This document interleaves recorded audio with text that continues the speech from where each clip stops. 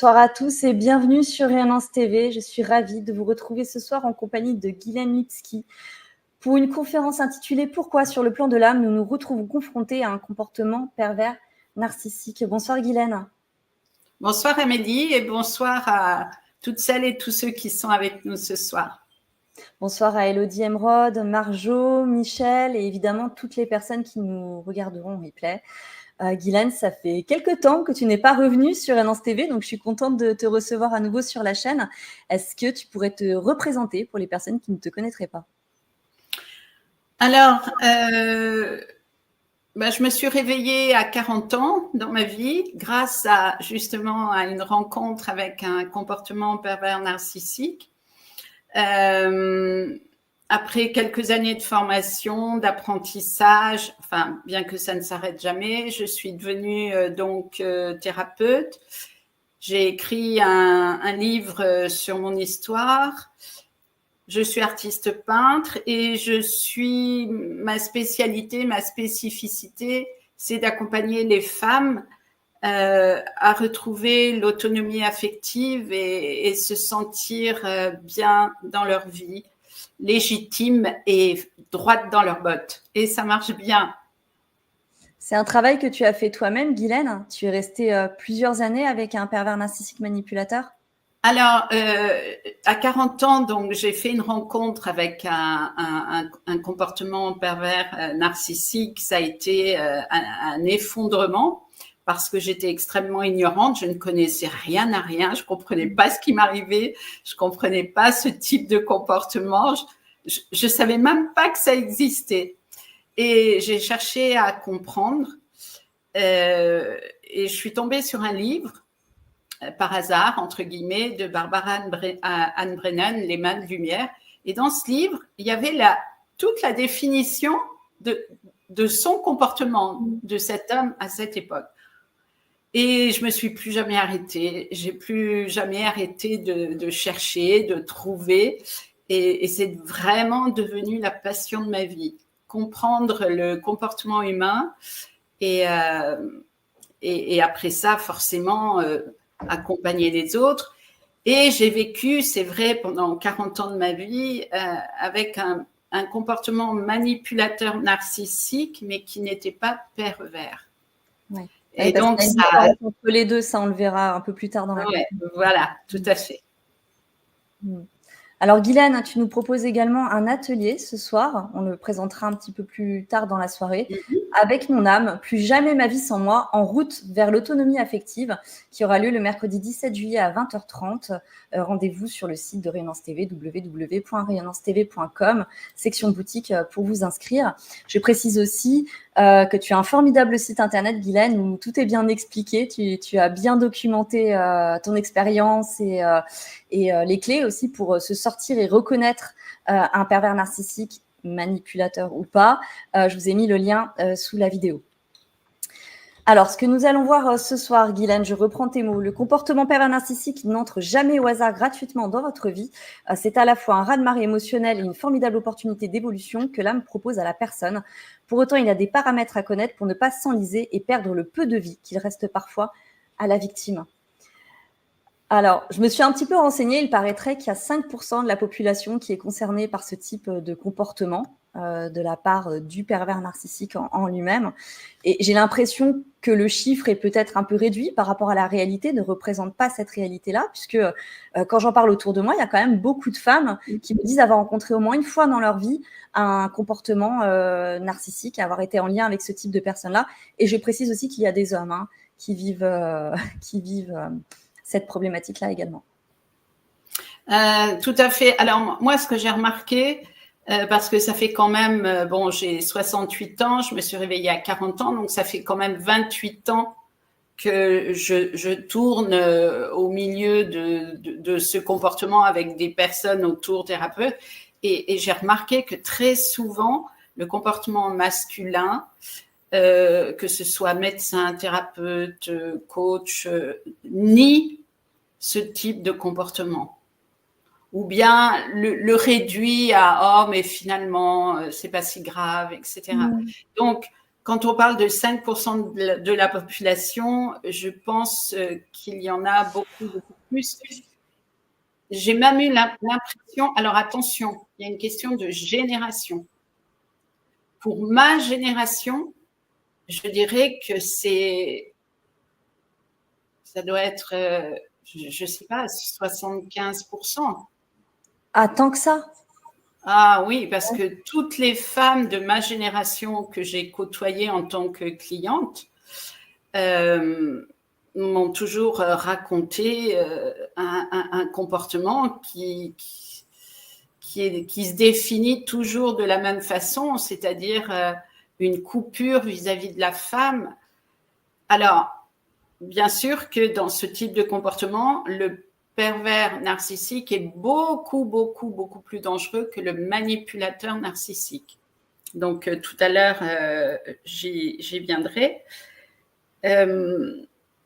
Alors, ce qui est important aussi, je le dis souvent dans toutes mes conférences, je ne suis pas là pour juger ni condamner qui que ce soit. Je fais des constats, point, et j'en tire des conséquences. On ne devient pas pervers narcissique par hasard. Tous les enfants du monde, à la naissance, s'ils étaient aimés et reçus avec l'attention, l'affection dont ils ont besoin des deux parents, ça ne poserait pas de problème. Et d'ailleurs, les gens heureux n'ont pas de problème. Les gens qui créent des problèmes sont toujours des gens qui sont malheureux. Regardez autour de vous, si vous côtoyez une personne qui est toujours en train de critiquer, de juger ou de condamner Pierre-Paul Jacques, c'est forcément une personne qui est déjà malheureuse. Les gens heureux n'ont pas d'histoire, ils vivent ce qu'ils ont à vivre et ils n'ont pas de mal-être à l'intérieur d'eux qui les fait se projeter à l'extérieur pour se libérer de ce qu'ils vivent à l'intérieur. Voilà. Donc, pour continuer sur ce thème, on ne devient pas pervers narcissique par hasard. Et pourquoi adopte-t-on ce type de comportement? C'est parce que la plupart du temps, le petit garçon... Alors, je sais qu'il y a des femmes et des hommes qui sont dans ce type de comportement. Mais moi, ce que je remarque d'après mes clientes, d'après ma clientèle, c'est qu'il y aurait beaucoup plus d'hommes qui adoptent ce type de comportement. Alors moi, je me suis posé la question, pourquoi? Je ne suis pas dans le jugement, je suis seulement dans le constat et l'interrogation. Pourquoi? Et j'en suis venue à penser que peut-être et probablement quand même, les hommes enfants subissent une pression beaucoup plus forte que la petite fille par rapport à leurs émotions. Pour moi, un petit garçon et une petite fille qui arrivent sur Terre sont aussi sensibles l'un que l'autre. La petite fille, on lui accorde le droit de pleurer, c'est une fille. Les filles, ça pleure. Le petit garçon, soit un homme c'est fort, un homme, ça pleure pas, etc. Et j'ai remarqué que souvent, les comportements pervers narcissiques étaient d'une extrême sensibilité. Et on peut le reconnaître parce qu'une fois adultes, ils vont développer, ou pas, mais en tout cas, ils peuvent avoir un goût pour l'élégance, la peinture, les arts, la musique classique. Oui, c'est souvent des intellectuels ou des personnes qui ont des hauts postes, qui sont quand même bien en vue, bien placés dans la société. Aussi. Donc, plus le petit garçon va être hypersensible, plus il va souffrir. Mais contrairement à la petite fille, on ne lui accorde pas la possibilité de vivre ses émotions parce qu'il doit devenir un homme. Donc, pour s'adapter à cet état de fait, à mon sens, il va apprendre à vivre en sous-marin. C'est-à-dire que je vais taire mes émotions, mais en même temps, j'ai du yang à l'intérieur de moi. Donc, au lieu de faire comme la petite fille qui va aller pleurer dans son coin comme une victime, moi, j'ai du yang, donc je vais m'en servir pour, entre guillemets, attaquer. En tout cas, pour me défendre. Et à mon sens, c'est ainsi que le comportement pervers narcissique se met en place, parce que le petit garçon n'a pas d'autre moyen pour rester debout et rester lui et vivre sa vie que de se cacher. Donc de cacher ses émotions, de cacher ses sentiments. Mais en même temps, il veut obtenir ce qu'il veut. Donc, s'il est intelligent, s'il a cette capacité intellectuelle, il va se servir de sa capacité intellectuelle pour réfléchir à comment obtenir ce qu'il souhaite. Oui, mais ça, c'est une construction qui se fait par rapport à des événements de vie. Mais est-ce qu'il n'est pas possible, et je pense que la réponse est certainement oui, de ne pas tomber dans ces travers-là et de ne pas enclencher un mode de vie manipulateur? Absolument, si c'est une vieille âme. Ah, alors on arrive du coup à cet aspect-là de la chose. Ouais, si c'est une vieille âme, ouais. Il a l'expérience en lui.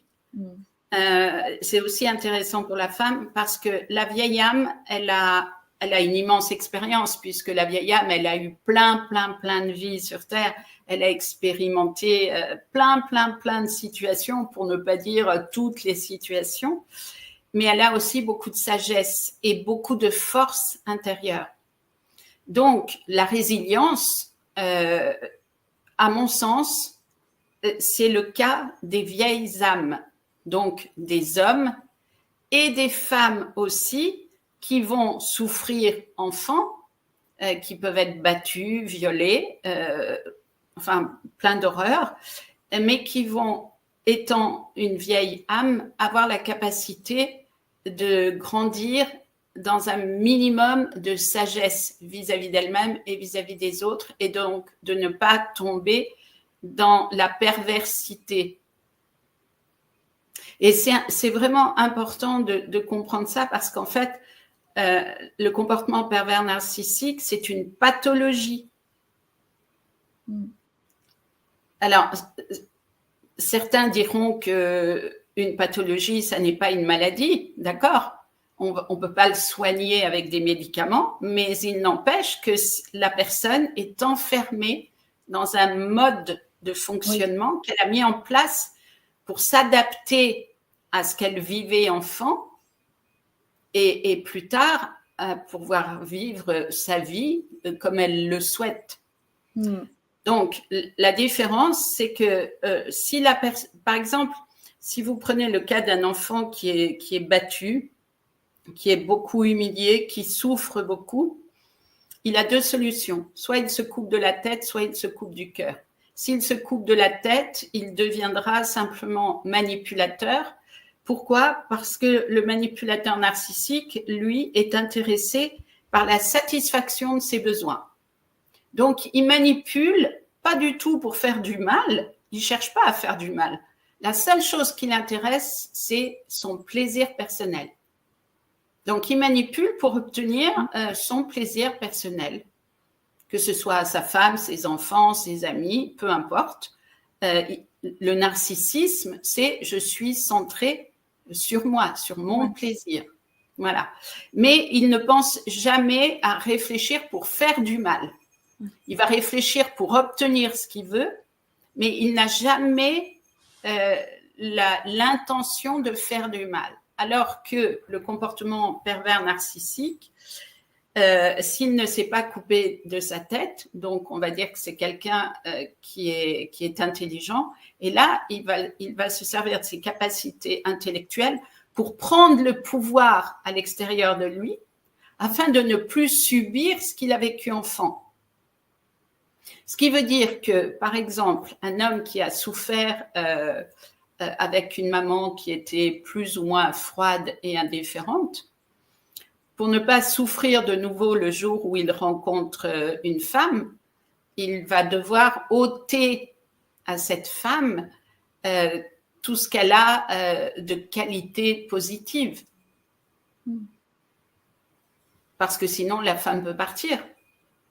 Donc, pour se protéger de la douleur, il va employer beaucoup de moyens pour humilier, faire du mal, jusqu'à enlever la substance vitale de la femme pour être sûr qu'elle va rester en place et qu'elle continuera d'être un punching ball. Voilà. Et plus l'enfant a souffert, l'adulte a souffert enfant, plus il va réfléchir à des moyens tortueux et pour que la femme ne bouge plus, devienne, pas une serpillière, mais un être inerte qui obéit et un être soumis. Oui. Un robot. Pardon ? Un robot. Genre robot, mais c'est-à-dire une femme qui finira tellement par douter d'elle qu'elle sera persuadée que sans son compagnon, elle n'est rien. Et c'est souvent, des profils de femmes qui n'ont pas été choisis au hasard. Ce sont souvent des personnes assez fortes qui ont quand même une certaine position, que ce soit sociale ou morale, qui ont des grandes valeurs, qui ont quand même réussi beaucoup de choses dans leur vie. Est-ce que c'est pas plus kiffant, excuse-moi du terme, Guylaine, entre guillemets, pour un pervers, que de mettre à plat ce type de personnalité? Bien sûr. Quelqu'un qui est déjà plus ou moins fragile. C'est bien plus valorisant pour lui. Puisque s'il peut faire souffrir une femme qui a toutes les qualités que tu viens de nommer, c'est qu'il a du pouvoir. S'il a du pouvoir, c'est qu'il est fort.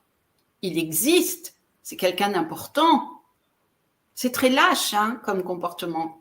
C'est très, très lâche. Mais bon, ils n'en ont pas conscience puisque de toute façon, ils se sont dissociés de toute leur sensibilité, de tout ce qu'il y a de vrai et de vivant à l'intérieur d'eux. En fait, ils se sont comme créés une camisole chimique pour les protéger de la réalité de leur souffrance. Et c'est un mode de pensée qui est permanent, qu'ils ont créé, qui fait que… Alors, une fois qu'ils sont devenus adultes, oui, c'est un mode de pensée permanent. C'est un moule qu'ils ont créé, c'est une armure, on pourrait dire, qui les contient entièrement, dont ils ne peuvent plus sortir, sauf si la vie s'en mêle.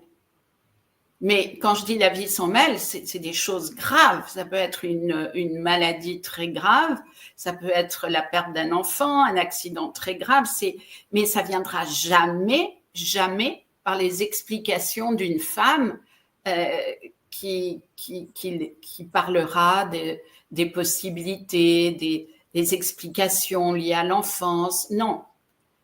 Une femme peut se perdre à expliquer les choses, et pour l'avoir fait pendant 20 ans, je sais de quoi je parle, c'est absolument inutile. Seuls les actes comptent. Oui, tout à fait. Il n'y a pas d'autre chemin. Donc, je vous ai parlé de la différence. Alors maintenant, le rôle de l'âme et son but dans la rencontre avec ce comportement pervers narcissique. Parce qu'on en revient à ce que j'avais nommé, ça n'arrive pas par hasard dans notre vie et ça peut être un gouffre ou un tremplin. En tout cas, ça peut être largement positif pour peu qu'on accepte de vivre le chemin qui, c'est vrai, est pas facile à vivre. Alors, l'addition est salée quand même, la leçon de vie est… ouais. Alors, j'ai oublié une chose. C'est vrai que ce type de comportement s'intéresse plutôt à des femmes fortes et valorisantes. Par contre, il existe des comportements PN qui manquent tellement de confiance en eux qu'ils vont choisir des femmes qui sont déjà transparentes. Ça existe aussi. D'accord. Tout va dépendre de la stature de la personne en termes de comportement pervers narcissique. Les deux existent, mais d'une façon générale, si ce sont des hommes qui ont une une certaine stature énergétique, disons, pas forcément des postes haut placés, pas que. Ça peut être quelqu'un qui est, je ne sais pas, chef dans un garage, enfin, peu importe. Si c'est un homme qui manque de beaucoup de confiance en lui, il peut choisir des femmes transparentes. Et il y a encore une chose à savoir, c'est que derrière le comportement PN, il y a un homme qui n'a aucune confiance en lui. Sinon, il n'aurait pas besoin de faire du mal pour se sentir exister. Mais ça, je veux dire, ça ne peut être découvert que si on est au courant de ce type de comportement. Et le problème des femmes, c'est que quand on attire à soi ce type d'expérience relationnelle, on est complètement ignorante. Et si on n'était pas ignorante, probablement qu'on n'attirerait pas ce type de comportement. Donc, à propos de l'âme… Excuse-moi, Guylaine, n'hésitez pas à poser vos questions dans le chat. Il y en a déjà quelques-unes. Je te les soumettrai plutôt peut-être en fin de conférence. Un petit question-réponse si ça te va. Comme tu veux. Là, écoute, je vais lire un texte, donc peut-être je me répète, je ne sais pas, c'est un texte que j'ai écrit il y a 7 ans et vous allez comprendre en écoutant ça le rôle de l'âme et la nécessité pour les femmes d'une façon générale de vivre ce type de relation. Et puis après, si tu veux, on fait les questions, comme tu veux. D'accord. Bon, on pourra prendre les questions au fur et à mesure, repartir dans autre chose, et puis on va faire tout ça au fil de l'eau. Guylaine, je te laisse lire ton texte. Alors, l'enfant blessé devenu femme ressent énormément de gratitude envers la personne, l'homme en l'occurrence, qui lui offre par moments ce qu'elle a tant espéré dans son enfance, quand bien même cela ne représente que des miettes et des moments fugaces, mais tellement investi d'espoir et de projection par la femme. L'homme n'a qu'à entrer dans cette voie qui s'ouvre devant lui avec tellement de facilité. L'espérance de la femme et son besoin de réparation sont à la hauteur du vide affectif de son enfance. Vide d'attention, vide de tendresse. Cette gratitude que peut éprouver la femme se mue très vite en addiction dès lors que l'homme crée le manque qui génère la frustration. Donc, l'amour. Parce que c'est ce que le cœur de la femme a connu dans l'enfance. Frustration, souffrance égale amour. Manque de tendresse égale amour. C'est ce que l'enfant connaît de l'amour. Ça devient donc pour lui sa définition de l'amour. C'est important ça. L'homme n'étant jamais impliqué, parce que la particularité du comportement en PN, c'est d'être coupé du sentiment, donc il n'est jamais impliqué. L'homme n'étant jamais impliqué autrement que dans l'instant et pour son propre plaisir, il crée, de par son comportement détaché, la dépendance affective chez la femme. Ressenti que la femme prend pour de l'amour, car c'est exactement ce que ses cellules connaissent comme étant assimilé à l'amour du fait de son enfance. Si le plaisir sexuel est au rendez-vous, alors la femme devient complètement esclave dans l'énergie. Est-ce qu'un drogué aime la drogue ? Non. Il aime ce que la drogue lui permet de ressentir. Le comportement manipulateur pervers narcissique se protège en ne s'impliquant jamais. Il joue seulement un rôle en l'instant qui lui apporte du plaisir et qui préserve son cœur tout en le rassurant sur qui il est. Car s'il est capable de faire souffrir, s'il est capable de rendre une femme dépendante et demandeuse, c'est qu'il est bien quelqu'un, voire qu'il est fort. La dépendante affective est prête à tomber en amour pour tout homme qui lui résistera en créant cet état de manque. Est-ce de l'amour? Non. Juste une réaction de souffrance prise pour de l'amour à cause du vécu de l'enfance. La femme est addicte, en fait, à l'impossibilité, en toute inconscience. Et c'est ce sentiment d'impossibilité et de manque qui la rend d'autant plus amoureuse. Il est là le piège. Ah bah, comme tu l'expliques, on comprend très bien le mécanisme. C'est pour ça que quand j'ai trouvé ça, je me suis dit, mais il faut que je le redonne. L'impossibilité la fait vibrer car elle a tellement connu cela enfant. Cette empreinte est encore bien vivante en elle et attire ce qu'elle est. Le travail est de revenir à la bonne santé du cœur, qui est l'inverse d'une souffrance toxique. Donc, si la femme était autonome sur le plan affectif, il n'y aurait pas d'addiction, il n'y aurait pas d'emprise. Parce que ce qu'il faut comprendre, et c'est pour ça que j'avais l'intention de faire cette conférence, ce que j'ai à cœur, c'est de dire aux femmes, nous sommes responsables du pouvoir que nous donnons à la personne qui est en face de vous.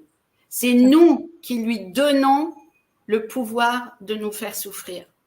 Et nous, les femmes, comme on est ignorantes quand on vit ces situations, en général, on est ignorante, on ne sait pas. Qu'est-ce qu'on fait? On va pleurer, on va dire à nos copines, oui, tu te rends compte comment ils se comportent. On sait très, très, très bien se plaindre. Je le sais, puisque moi, je l'ai pratiqué. Mais je ne me rendais pas compte à l'époque que je permettais ce type de comportement, que je faisais des compromis. Pourquoi? Parce que la femme, elle est attachée en premier à sa famille. La famille, c'est l'homme et les enfants. Et la femme veut préserver la famille.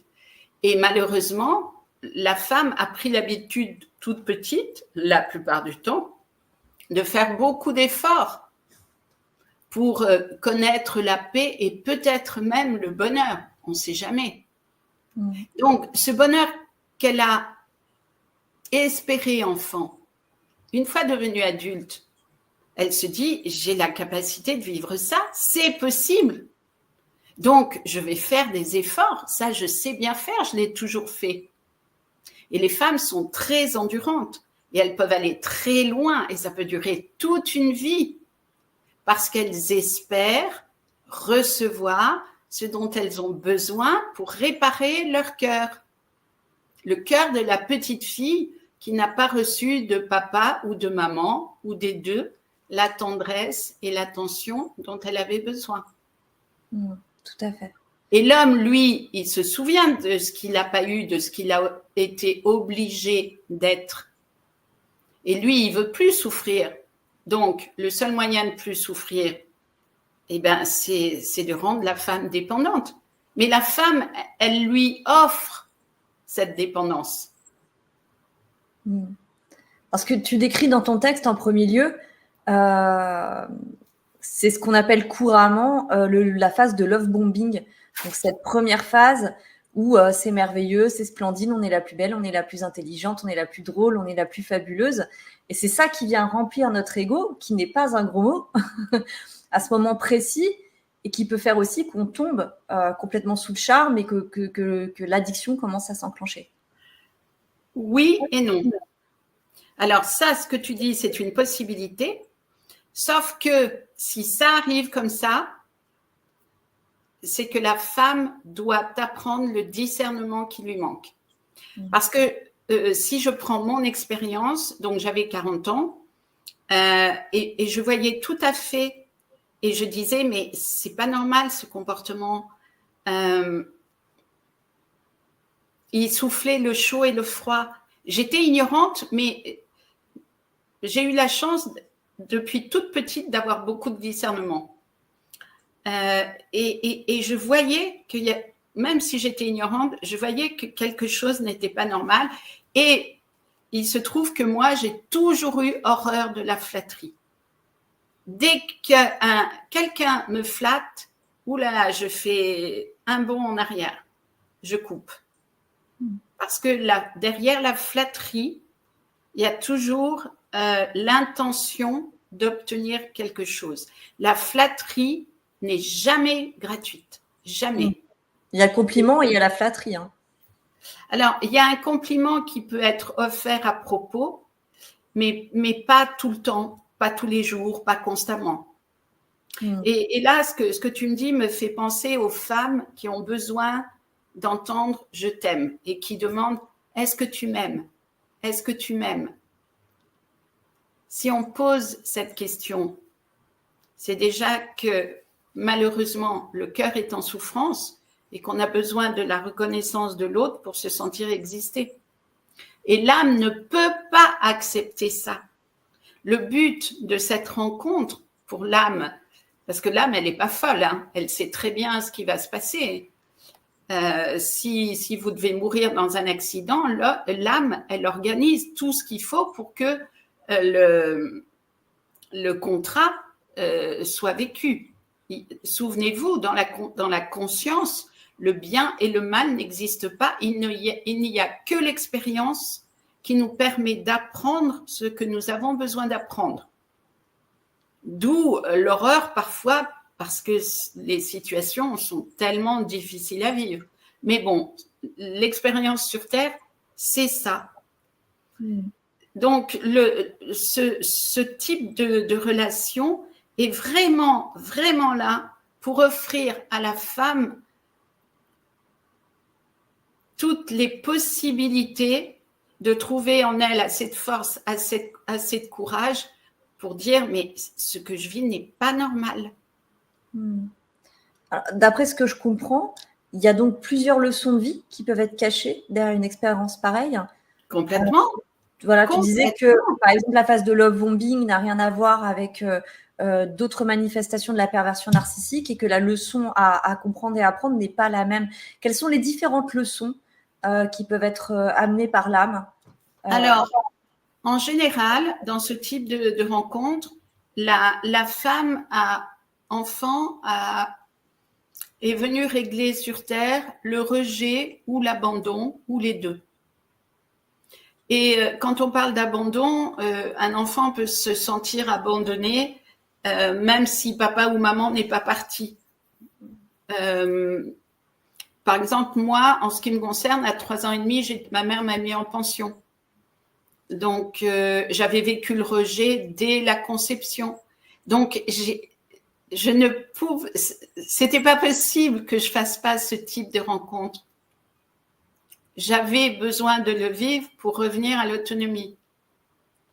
Et parce que j'étais une vieille âme, j'ai pu vivre l'expérience et revenir à l'autonomie. Par exemple, je pars encore de moi parce que c'est plus facile de partir de moi. J'aime vivre seule.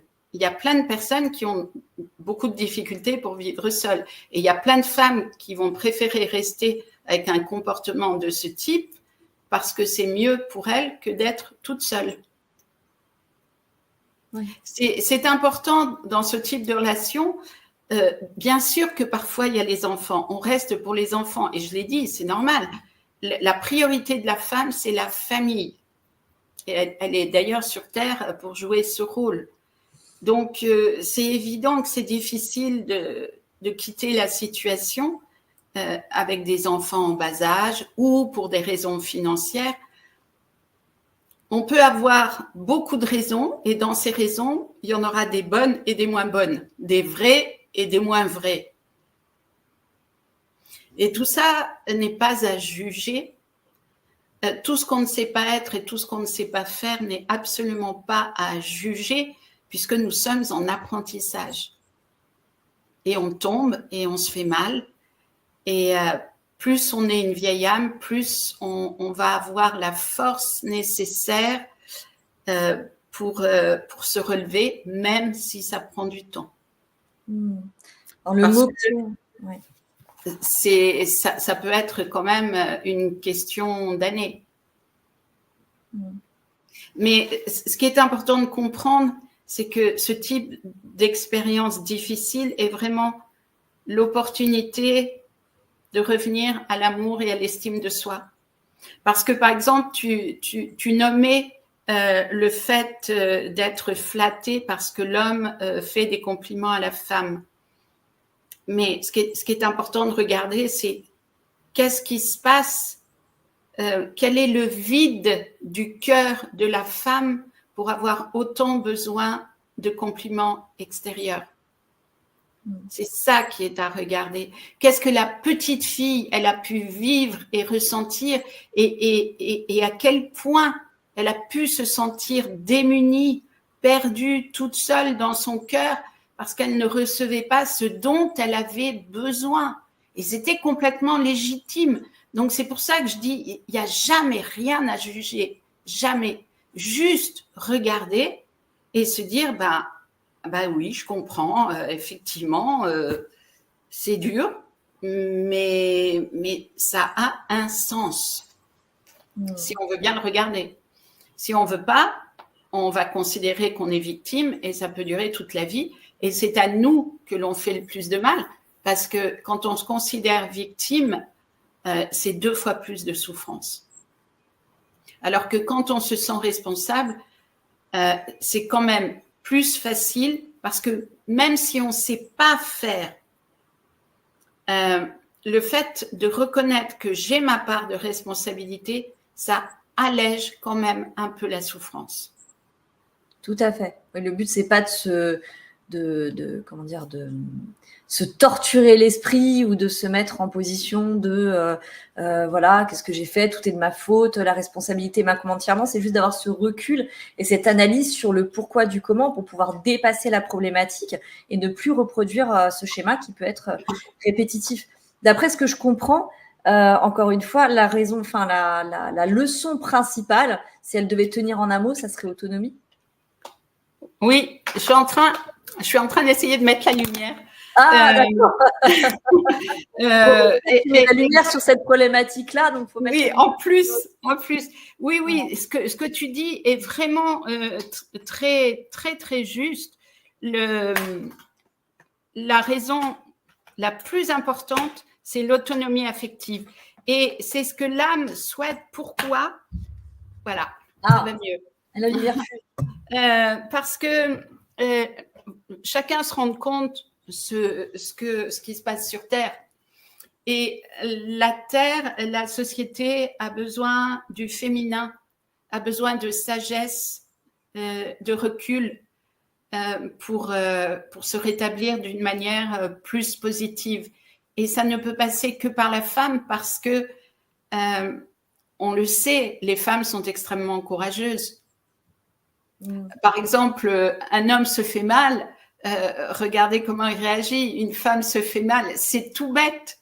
Mais je veux dire, c'est vrai, mais même si je pense que quand même les pôles s'inversent un petit peu, qu'on a progressé à certains niveaux, qu'on rentre dans une forme peut-être, comme tu disais, même générationnellement, je trouve qu'il y a un switch quand même qui est en train de s'opérer. Alors on est sur un tournant, mais tout de même, il y a de plus en plus d'hommes qui s'expriment sur leurs sentiments, sur les difficultés qu'ils peuvent traverser, qui font tomber un peu ce masque de l'homme viril, parfait, qui n'a peur de rien. Et les femmes, à l'inverse, prennent plus de pouvoir, je mets ce terme entre guillemets, mais tout de même se positionnent plus. Le terme sororité est en train d'exploser, je trouve, dans les relations entre femmes, justement. Moi, je dirais qu'on est quand même dans une période qui switch. Alors, moi, je suis entièrement d'accord avec toi. C'est pour ça que tout à l'heure, j'ai précisé ma génération. Oui, et c'est pour ça que je pense qu'il y a un différentiel à faire entre le pervers narcissique d'avant et celui d'aujourd'hui. Et des femmes. 20, 40 ans et celles de 50, 70 et plus. Les femmes de ta génération, ça n'a rien à voir avec ma génération. Vous avez, vous avez beaucoup plus de pouvoir intérieur. Vous portez des souffrances au niveau du cœur. On est d'accord, mais ça, je crois que sur Terre, c'est incontournable. Mais il n'empêche que vous avez beaucoup plus de pouvoir intérieur. C'est indéniable. Pour moi, c'est vraiment une évidence. Et alors, vous avez aussi plus de facultés pour vous en sortir si vous faites le choix de prendre le taureau par les cornes et de sortir du rôle de victime en se disant bon, bah, ok, qu'est-ce que j'ai à apprendre? Oui, j'ai mal. Il faut toujours reconnaître la vérité. Hein. C'est très important. Il ne faut pas se dire ouais, je suis forte, moi, je pleure pas, je souffre pas, je fais comme s'il n'y avait rien. Non, ça ne marche pas. C'est important de reconnaître la vérité de l'émotion. Et c'est de cette façon-là que vous pouvez encore plus facilement faire appel à votre force intérieure. Il faut savoir aussi que chaque génération souffre un petit peu moins. Par exemple, la génération de mes parents à moi avait vécu des choses parfois assez terribles. Ma génération, ça a été un petit peu moins pire. La génération de mes enfants, donc la tienne, c'est encore plus léger et tant mieux et heureusement. Et donc, ça vous donne plus de pouvoir, plus de force pour réagir pour vous, pas contre l'autre. L'autre, on ne peut pas le changer, c'est impossible. Tout ce qu'on peut lui expliquer est complètement inutile. Par contre, vous pouvez agir pour vous. Alors, si tu le veux bien, avant de continuer, Guylaine, on va présenter ton atelier et puis on peut répondre à quelques questions, si ça te va. Oui, tout à fait. Allez, on y va. Alors, Guylaine, tu nous proposes un atelier intitulé « Avec mon âme, plus jamais ma vie sans moi », en route vers l'autonomie affective qui aura lieu le mercredi 17 juillet à 20h30. Alors, je reprends un petit peu le fil et on va peut-être parler du cadeau de cet atelier. De la souffrance en moins, de l'autonomie affective en plus, une meilleure image de nous-mêmes dans ce que notre âme a à nous dire. Est-ce que tu peux peut-être compléter tout ça, Guylaine? Alors, je vais expliquer par quoi ça va passer. Donc, je vais lire la présentation, c'est-à-dire qu'on n'est pas sur Terre pour subir et toute personne mérite un bien-être physique et mental. Et on peut y arriver à partir du moment où on se choisit. Donc, l'atelier, c'est d'identifier les empêchements intérieurs au bonheur de la personne par des questions pertinentes et ciblées et des tests qui permettront d'établir en conscience et sans jugement là où en est la personne aujourd'hui en partant d'une situation non satisfaisante pour elle, voire souvent conflictuelle. Ce qu'il est possible de faire pour soi, qu'est-ce qui manque à la personne? C'est important de définir la réalité vraie. Le cadeau de l'âme au travers de l'expérience difficile, c'est-à-dire qu'est-ce que la personne a à apprendre? Comment alléger le mal-être en devenant un observateur conscient de soi-même? Ça, c'est vraiment extrêmement important. Et les 3 questions clés à se poser dans toute situation difficile qui peut vous permettre, lorsque la personne est en souffrance, de revenir à un état de neutralité que l'on pourrait appeler le point zéro, parce que c'est à la mode maintenant. En fait, ce n'est pas 3 questions, il y en a 4. Et puis, les fondamentaux à mettre en place au quotidien pour restaurer l'estime personnelle, puisque personne ne peut faire à votre place ce que vous êtes venu faire pour vous sur Terre. Et ça j'entends parfois, j'avais dernièrement une cliente qui me disait « Oui, mais je ne comprends pas, j'ai fait plein de soins, c'est toujours pareil. » Mais on fait un soin pour se sentir mieux, mais ce n'est pas les anges, ce n'est pas les guides, personne ne va faire à notre place ce que nous devons faire, nous. Ça, je veux dire, il faut sortir de cette illusion magique. Je vais faire un soin et puis je vais sortir de la dépendance affective, je vais sortir de la colère. C'est un non-sens. Oui, je comprends. Je suis tout à fait d'accord avec toi. Pour être aidé sur un plan des difficultés que l'on vit et pour mieux vivre notre vie. C'est un aidant, un soin. Tout à fait. Il faut pas le travail à notre place. Les prises de conscience, c'est à nous de les faire. Et pour les faire, il faut les vivre. Il faut qu'il y ait des outils. Et ce type d'expérience est un exemple. Tout à fait. Et des fois, c'est tellement inconfortable de plonger dans ses propres abysses parce que le moment à passer est pas très sympathique. Hein. C'est comme quand on enlève un pansement et qu'on arrache des poils au passage. Hein. Donc, faut passer par cette petite phase d'inconfort qui peut être plus ou moins longue pour ensuite renaître à soi et reprendre un nouveau départ avec un. Et ça peut être un peu difficile à expérimenter. Et je pense que c'est pour ça qu'on n'a pas toujours envie de se plonger là-dedans totalement Alors, à certains moments de vie. J'ai jamais vécu ça. Pour moi, c'était absolument captivant de découvrir tout ce que je découvrais pendant toutes ces séances que j'ai faites pendant 15 ans. Je travaillais sur moi 2 heures par jour. Et j'avais le fil qui était déroulé, mais c'était incroyable. Par exemple, je vous donne un exemple. Un jour, je vois que moi, il y avait des fils d'énergie qui allaient chercher la vie dans le ventre de mon mari. Donc, je veux dire qu'en termes de dépendance affective, c'est quand même costaud. De toute façon, quand tu liras mon livre, il y a plein de situations où je raconte ce que j'ai vécu et toutes les prises de conscience que je faisais. Et à la fin, je disais toujours, oh, j'aurais jamais imaginé ça. Et c'était vrai.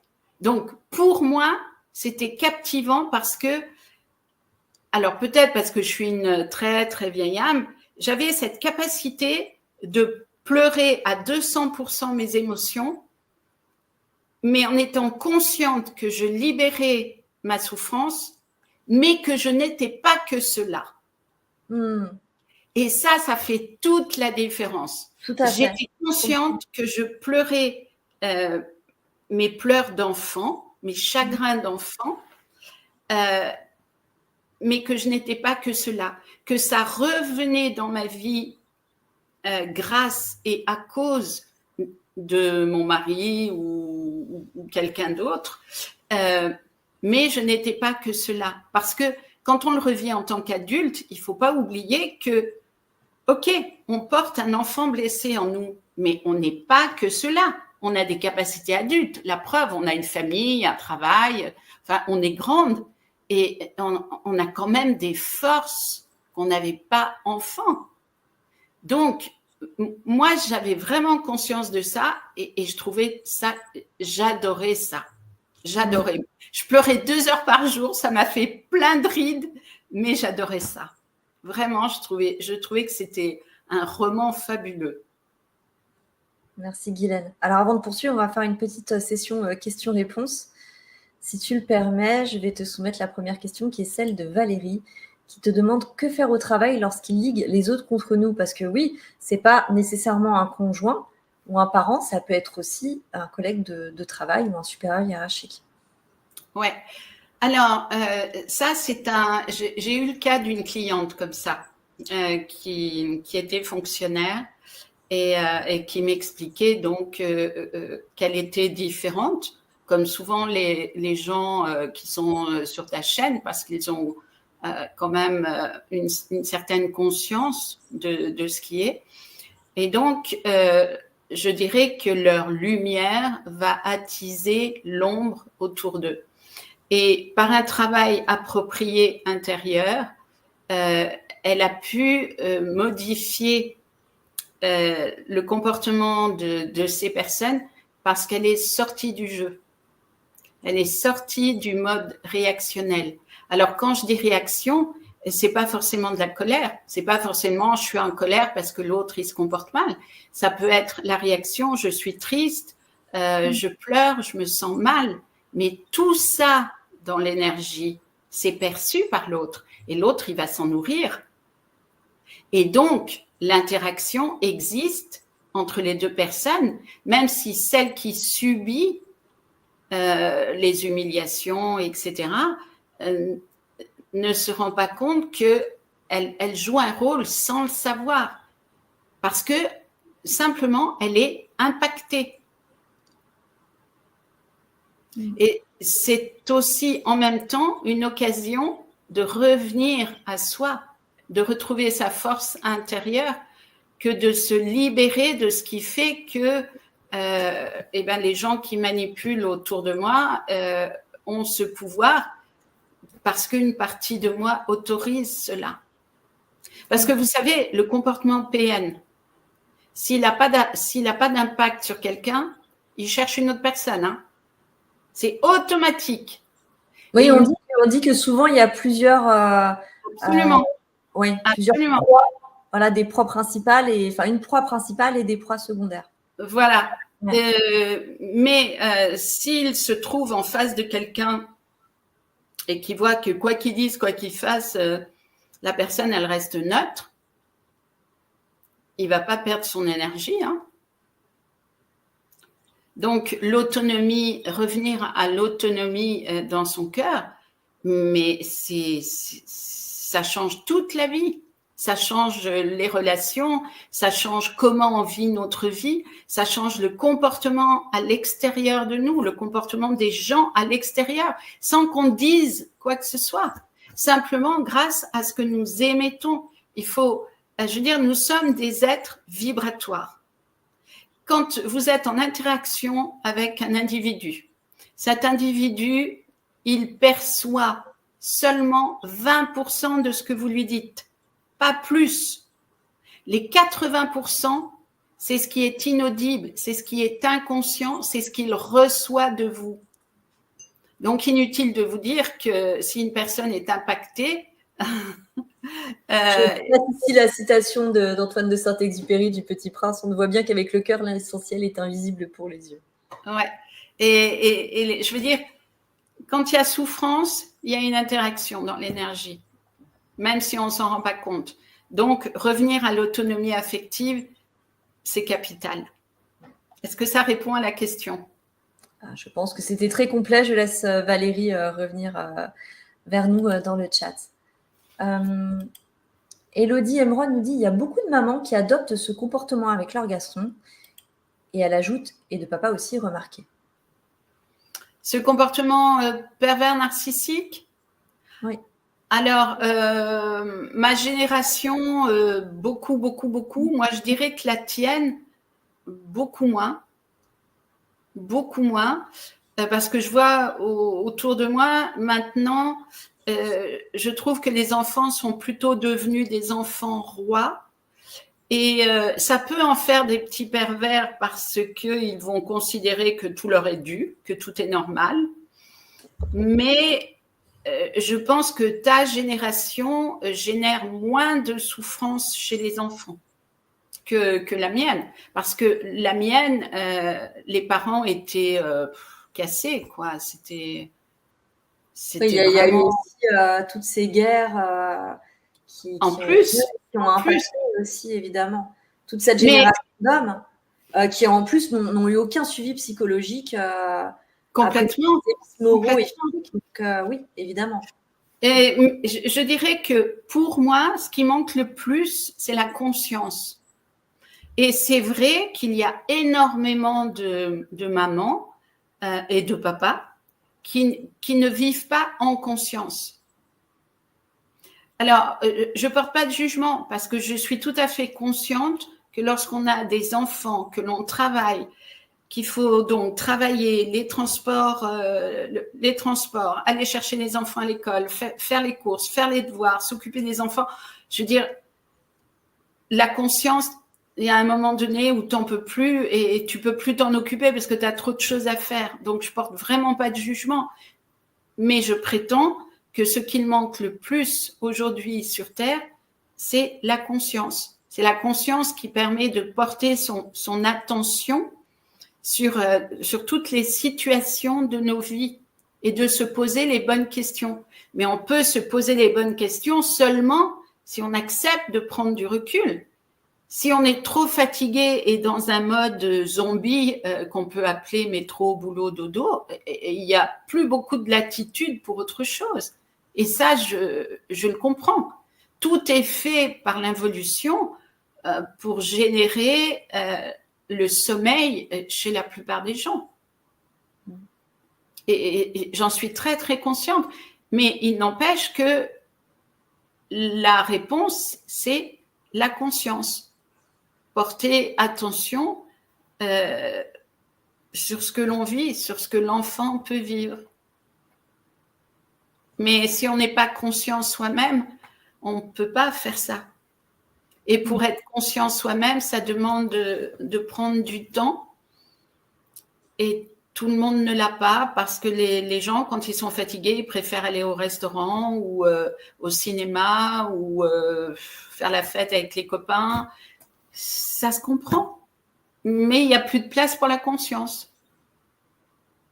La conscience, c'est une démarche et une intention intérieure.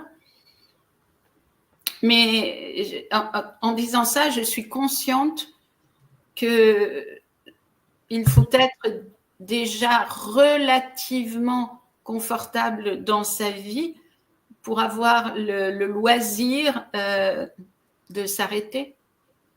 Bon, c'est quand même aussi un choix, hein. Mais en général, de toute façon, il y a toujours un moment où les personnes se prennent dans la figure le mur qu'elles ont construit et là, elles sont obligées de s'arrêter. Donc, la vie est bien faite.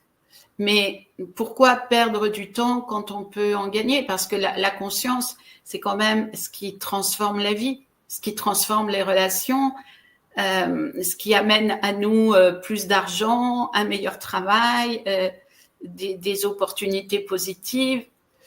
Donc, ça vaut le coup de s'arrêter.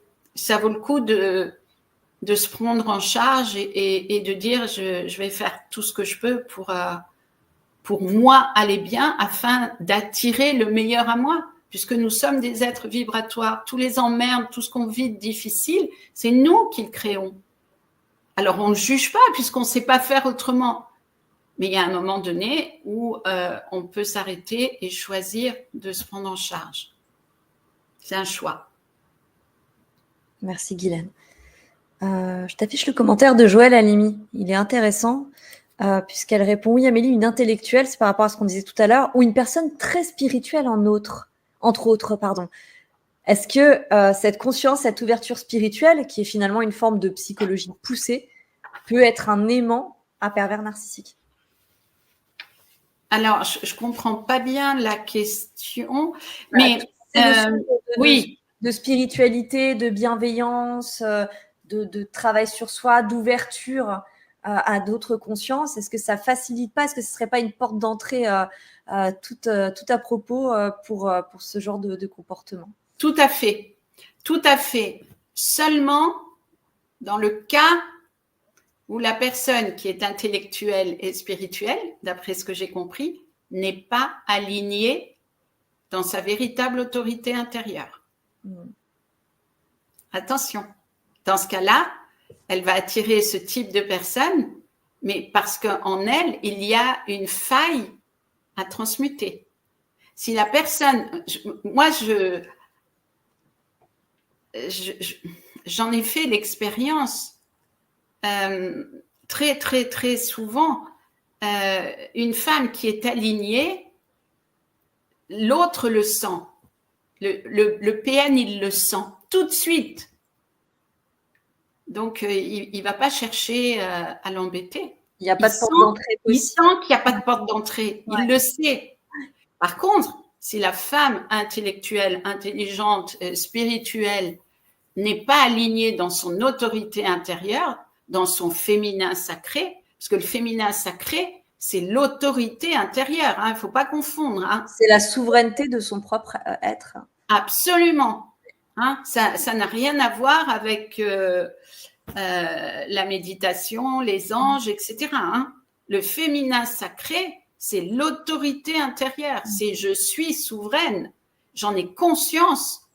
Et personne ne va m'embêter. Personne va me faire croire que je suis autre chose que ce que je suis parce que je l'émane. Quand je suis avec quelqu'un, je le regarde dans les yeux.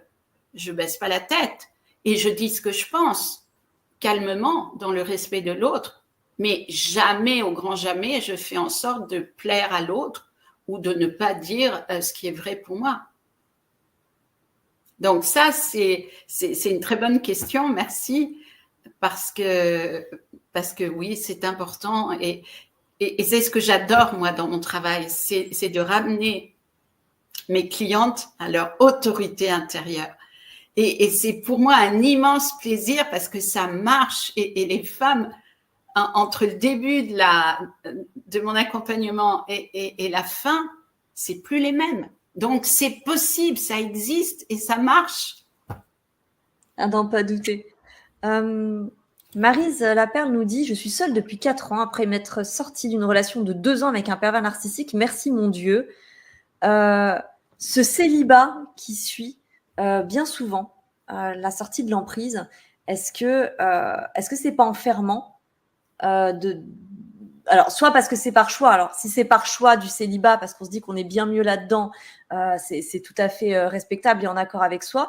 Mais est-ce qu'il y a des traumatismes parfois qui arrivent à la suite de tout ça, qui font que certaines femmes préfèrent ne pas se remettre dans une relation pour ne pas réitérer ce type d'expérience qui est plus que bouleversante, qui peut être même destructrice? Bien sûr. C'est pour ça que c'est important de se faire accompagner parce que dernièrement, j'ai une cliente qui est venue à moi et elle est toujours pharmacienne, son mari est pharmacien, et elle me dit, je suis allée voir plein de personnes, personne ne me croit. Autour de moi, personne ne me croit. Elle finissait par douter d'elle et elle est venue me voir de très loin, tellement elle avait besoin que quelqu'un lui dise « Je crois tout ce que vous me racontez. C'est cohérent et oui, ça se passe comme ça. » Donc, c'est clair qu'une personne qui ne se fait pas accompagner, qui va rester avec sa douleur, parce que qu'elle ait eu la force de partir, c'est super, mais la douleur du cœur qui reste, on peut la traîner des années.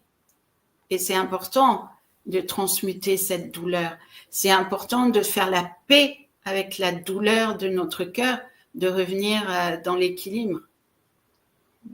Et donc, selon le choix de la femme, elle va rester plus ou moins dans cette incompréhension de ce qu'elle a vécu et elle préférera ne plus prendre le risque de se tromper encore. Et c'est dommage, mais voilà, c'est le choix de chacun. Marie M. J'ai vécu 12 ans avec un PN, tellement difficile de partir. J'ai réussi. Il faut se reconstruire et se pardonner en gardant espoir dans l'humain et en tentant de dépasser les blessures d'enfance. Alors, encore une fois, très intéressant le commentaire. Moi, ce qui m'attire particulièrement, c'est l'espoir dans l'humain.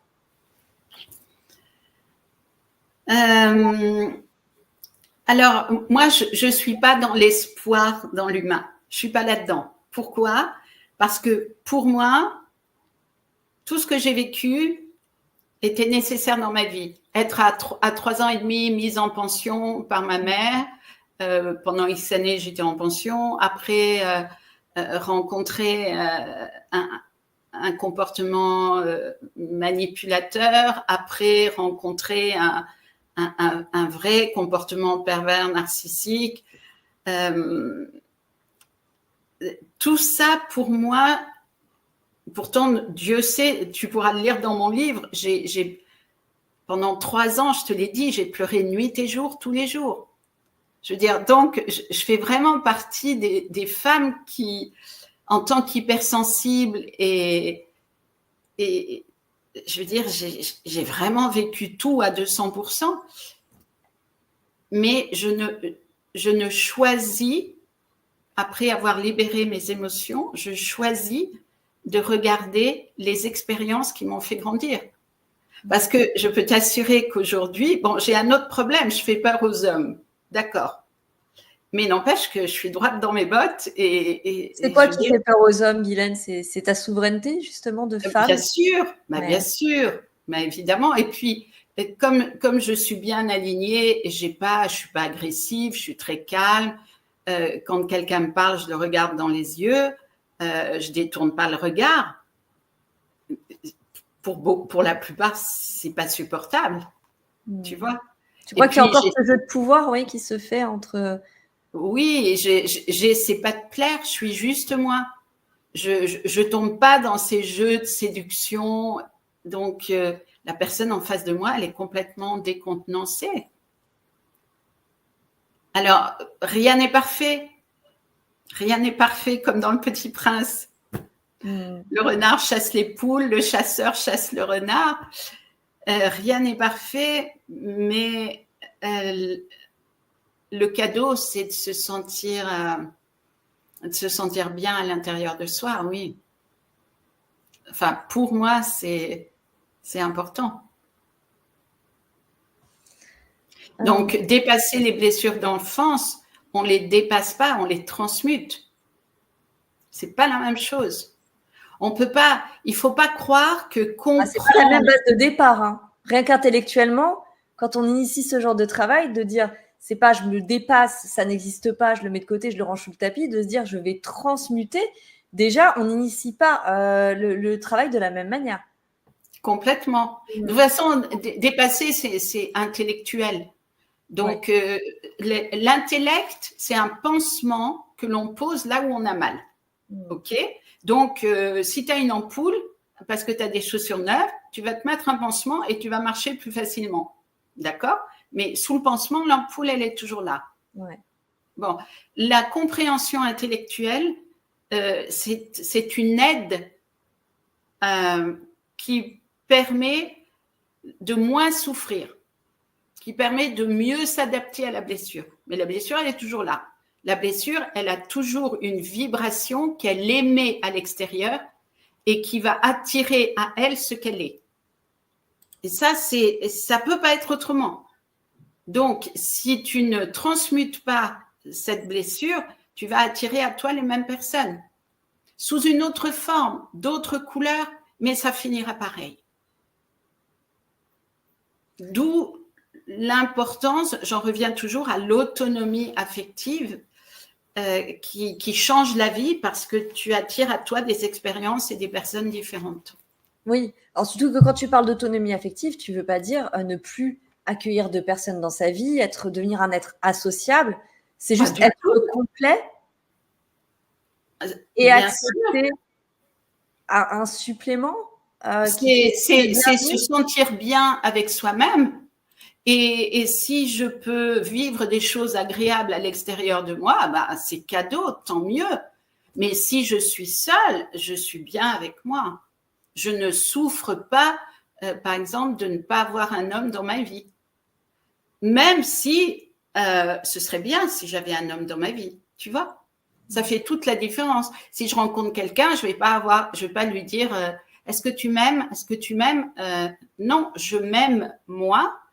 Et si l'autre m'aime, je vais savoir qu'il m'aime, qu'il le dise ou pas. On n'est plus dans le comblement, on est plutôt dans… C'est-à-dire que l'homme n'est plus là pour réparer mon cœur. L'homme est là en tant que partenaire parce que mes instants ou ma vie avec lui est mieux que sans lui. Mais il n'est pas là pour réparer mon cœur et je n'attends pas qu'il répare mon cœur. Je n'attends pas qu'il comble le vide de mon cœur. Ouais, bah là, on part sur quelque chose de sain.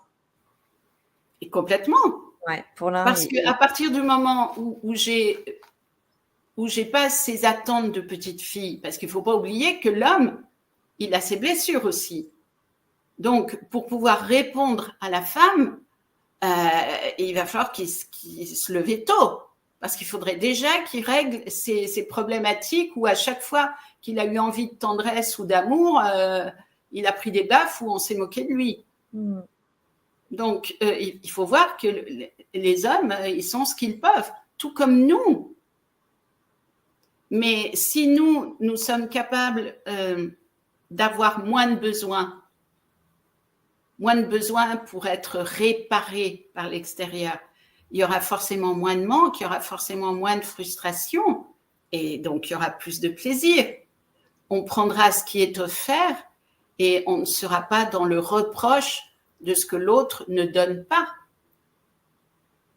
Cela étant, si la personne se conduit d'une façon que nous n'acceptons pas, on a le droit de dire stop. Parce que c'est un exemple, ce qu'il ne nous donne pas, mais il y a des choses qui sont légitimes. Le respect, c'est légitime. Donc, quand je dis ce que l'autre ne donne pas, il faut quand même quantifier, c'est pas n'importe quoi. Il faut être consciente de nos besoins et de la responsabilité que nous portons nous-mêmes pour nous réparer. Ouais, la légitimité de nos besoins et de ce qui est. Oui. Ce qui est on a des besoins légitimes. Ouais. Bien évidemment, c'est super de vivre en tant que femme dans le couple classique. C'est super de recevoir de la tendresse, une attention. Bien sûr que c'est idéal. Mais qu'est-ce qui dit que l'autre en est capable? Quand une femme rencontre un homme, la première chose qu'elle devrait lui demander, mais c'est pas facile. La première chose, c'est tu peux me raconter quelle relation tu avais avec ton père et ta mère? Et si on faisait ça, ça éclaircirait beaucoup de choses. D'accord. Bon, notez bien les filles. Hein. Prochaine rencontre, vous posez la question. Hein. Vous notez que vous prenez un rendez-vous avec Guylaine, elle va vous expliquer comment ça marche. Non, c'est comme dernièrement, je disais à un homme, la relation sexuelle, c'est pas le départ de la relation.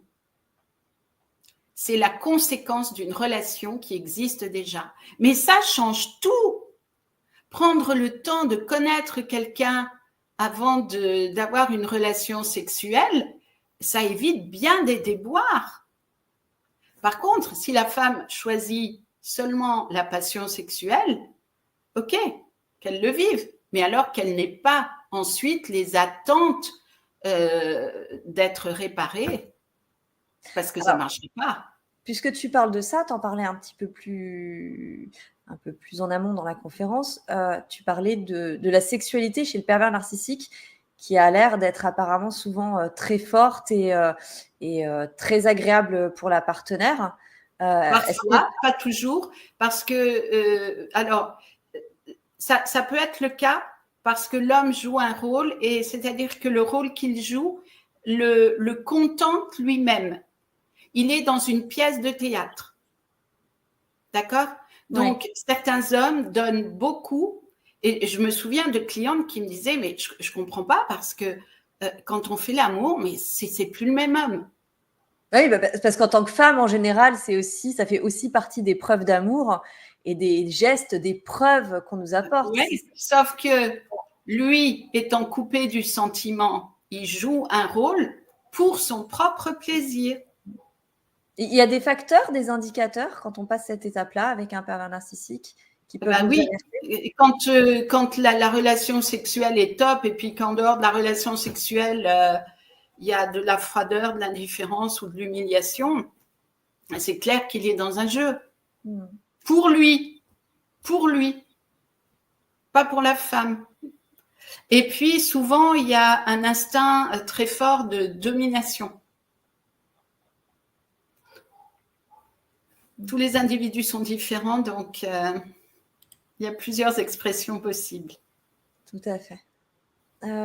Élodie Emeraude nous dit: est-ce que quelqu'un qui a réussi à résister toute son enfance et jeune adulte à ne pas devenir comme cela peut le devenir plus tard en étant toujours dans le même environnement et contexte qu'enfant?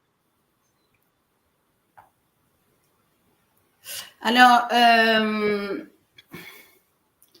est-ce que quelqu'un qui a réussi à résister toute son enfance et jeune adulte à ne pas devenir que cela peut le devenir plus tard en étant toujours dans le non-environnement? Je dirais que tout va dépendre de ce que il est possible que la personne, si elle est en situation de se protéger, tombe dans un mécanisme manipulateur pour se protéger. Alors là, on parle d'un mécanisme, pas d'un comportement permanent. Parce que, je veux dire, j'aurais tendance à dire que la personne qui écrit, qui pose cette question, et cette personne, etc., et donc qu'elle a elle se questionne sur comment elle peut réagir. Mais déjà, si elle pose cette question sur son passé, c'est qu'elle a conscience de, entre guillemets, ce qui est bien, ce qui est mal pour elle, pour les autres. Donc, c'est déjà un point important. Et par contre, si elle se retrouve dans une situation difficile, elle aura encore le choix de compromettre son cœur ou pas. Moi, je l'ai vécu ça quand j'ai divorcé. J'ai vraiment choisi, et c'était difficile parce que mon mari, au bout de 40 ans, est parti du jour au lendemain. C'est-à-dire que du jour au lendemain, il n'y avait plus 4 enfants, il n'y avait plus de femmes, il n'y avait plus rien, il y avait juste une maîtresse et plein de rêves. Et ça a été extrêmement dur parce que on avait bâti ensemble pas mal d'affaires commerciales qu'il n'aurait pas pu réaliser sans moi. Donc, on avait chacun joué des rôles bien établis et je considérais qu'il avait son comportement. On a le droit de partir. Il n'y a pas de problème. On a le droit de vouloir vivre sa vie.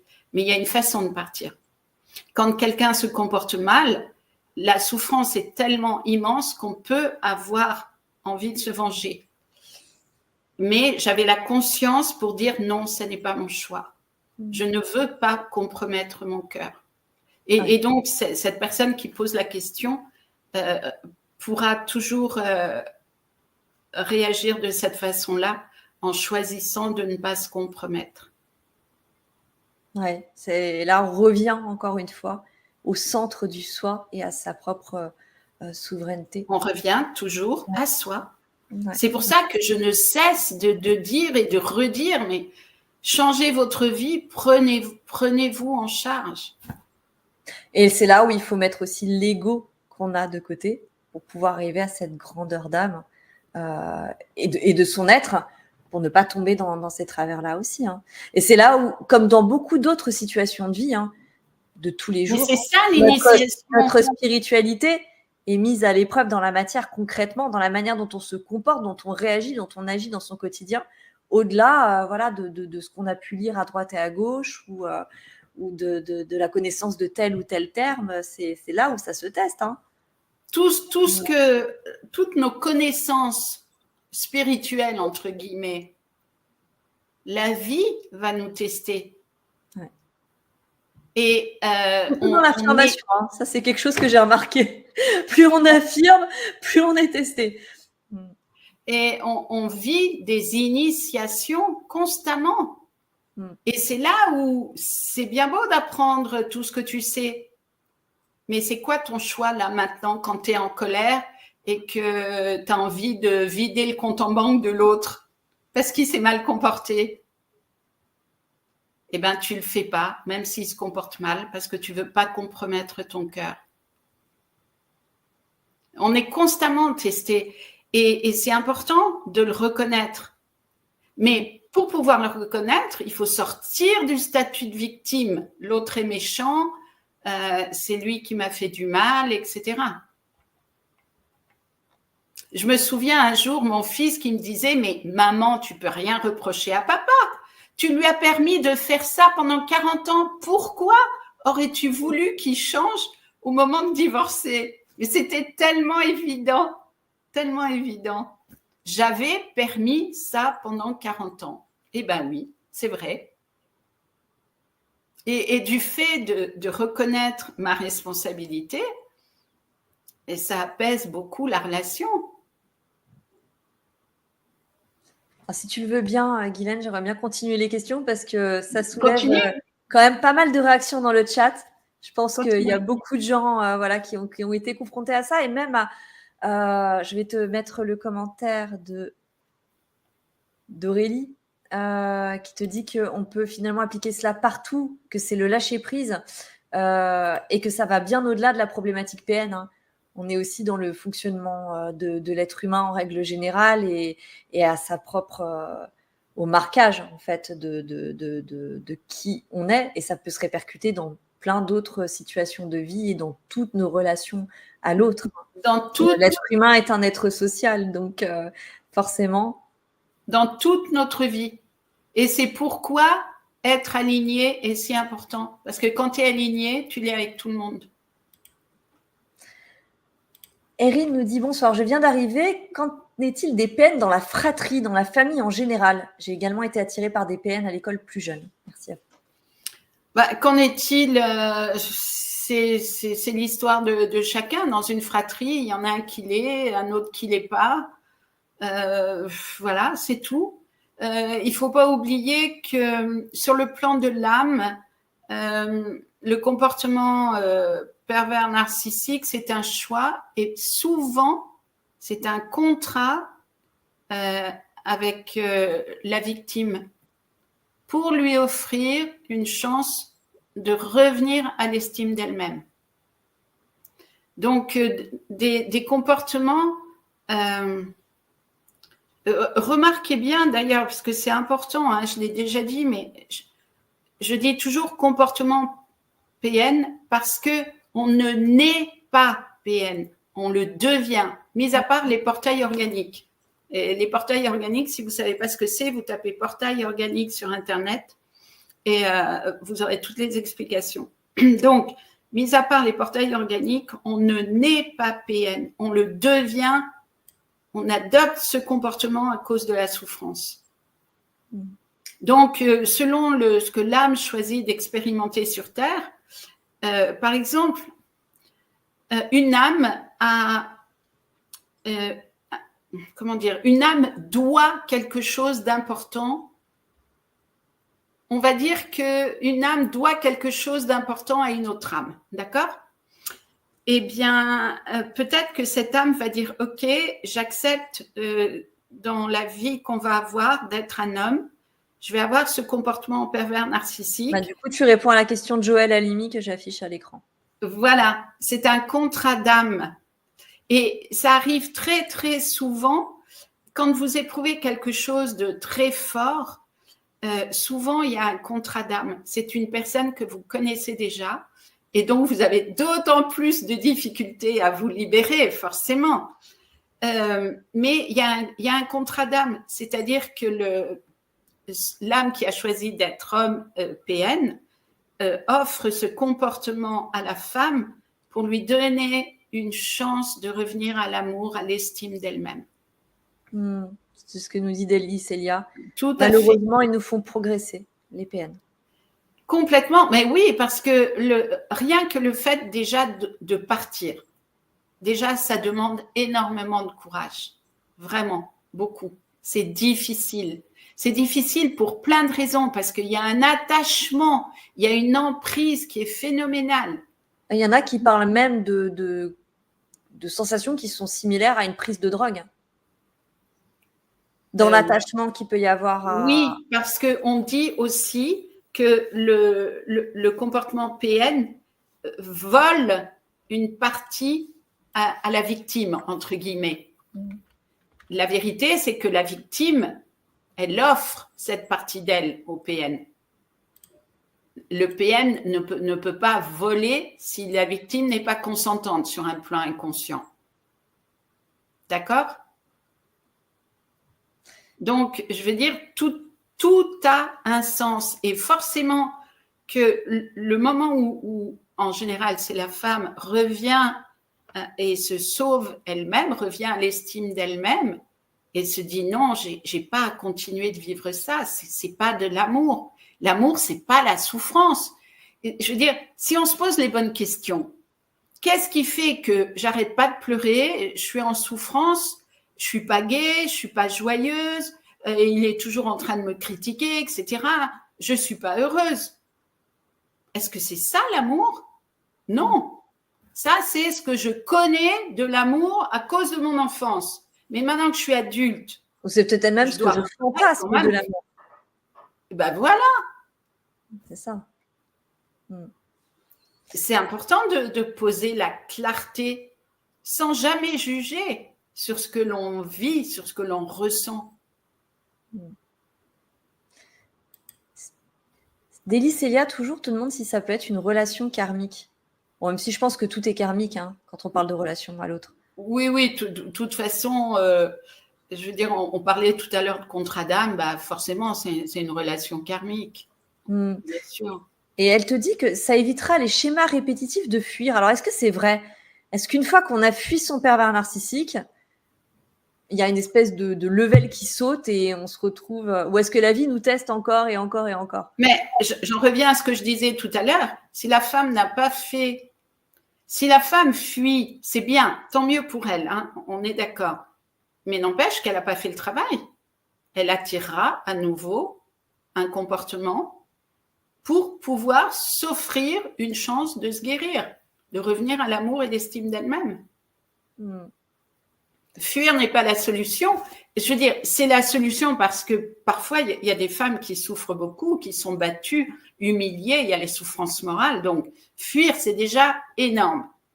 Mais après, il faut faire le travail parce que sinon, rien n'est résolu. La femme ira mieux et tant mieux, mais ses souffrances seront toujours là. Et ces souffrances créeront toujours dans sa vie ce qu'elles sont. Alors, donc, elle attirera à elle un autre comportement. Puisqu'on est sur les souffrances, ça me fait penser aussi aux symptômes physiques qui peuvent être associés à la fréquentation d'un pervers narcissique. Et il y en a plein, parce que le corps parle.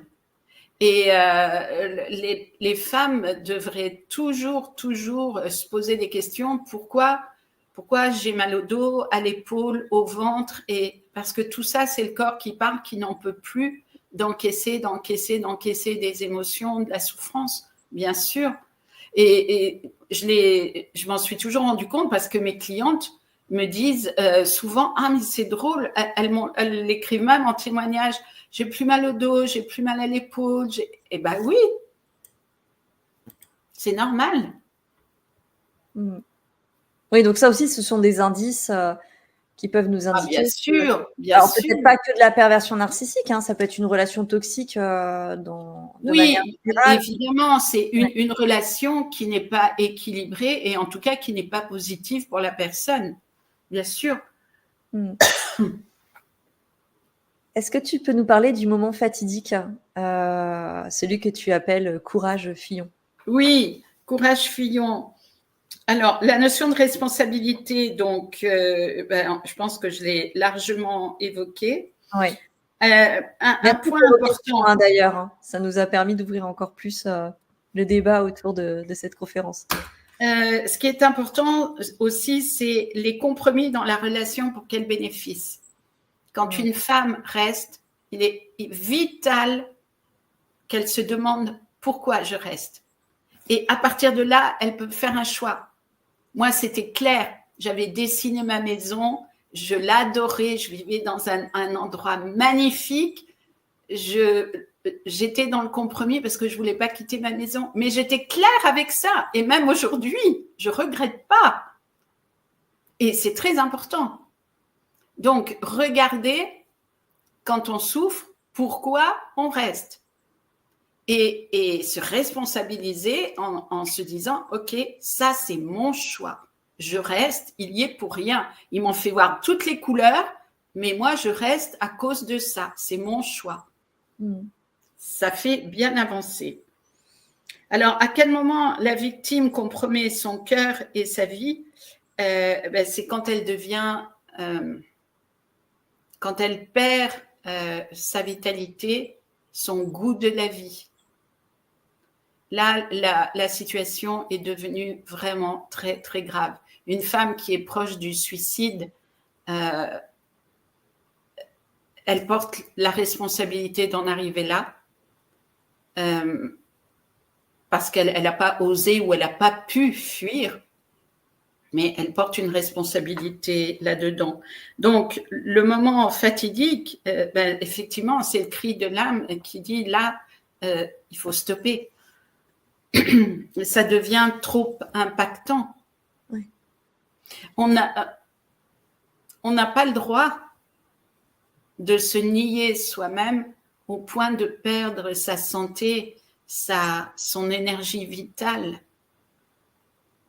Je veux dire, quand une femme ne se reconnaît plus, quand elle est persuadée que sans l'autre, elle n'est rien, que finalement, elle a de la chance que quelqu'un s'occupe d'elle parce que l'autre lui a fait croire que effectivement, sans moi, tu n'es rien.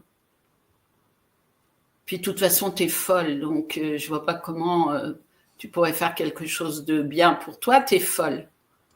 Alors, à ce propos, j'ai oublié de dire que sur mon site, parce que j'ai pas donné toutes les caractéristiques du type de comportement. Si vous allez sur mon site, dans développement personnel, vous allez sur pervers narcissique et vous allez voir, il y a plusieurs items pour reconnaître le comportement, mais pour reconnaître à quel point, à quel niveau vous en êtes d'acceptation. C'est très intéressant, donc vous pourrez trouver tout ça sur mon site. Oui, je rappelle que le lien est sous la vidéo. Et ah oui, autre chose, je vois que j'ai écrit. Pourquoi dans un couple, celui qui souffre en fait toujours trop dans la relation? En général, dans un couple, on dit qu'il y en a toujours un qui aime plus que l'autre. Bon, ok. Sauf que parfois, il y en a un qui aime et puis l'autre qui n'aime pas. Et quand ça arrive, celui qui aime, il va en faire tellement trop pour obtenir un petit peu quelque chose. Sauf qu'il perd son énergie, il perd sa joie de vivre parce que ça ne sert à rien. L'autre, il bouge pas, il change pas de comportement. Donc, c'est vraiment important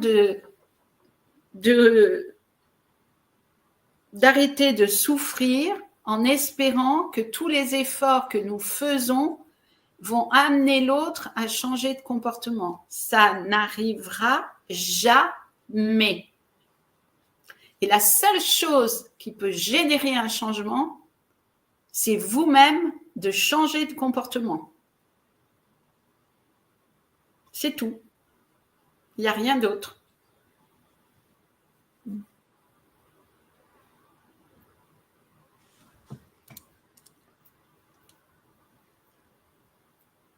Est-ce que tu as d'autres questions? J'ai pas d'autres questions. Je te laisse terminer du coup sur cette lancée pour en arriver au moment de la fuite. La fuite, c'est quand la femme prend conscience qu'elle est la seule à pouvoir se sauver, que personne ne la sauvera. Et donc, je dirais, c'est un sursaut de conscience que de choisir la vie plutôt que le compromis qui lui a fait perdre toute sa vitalité, toute sa joie. Mais la fuite n'est pas une finalité. La fuite, c'est un barreau de l'échelle. Comme je l'expliquais tout à l'heure, après, il est nécessaire de transmuter toutes les douleurs qui ont existé dans cette relation, parce qu'il y a eu beaucoup d'incompréhension, beaucoup de sentiments d'injustice, et c'est vraiment capital de faire la paix pour se créer un avenir plus positif.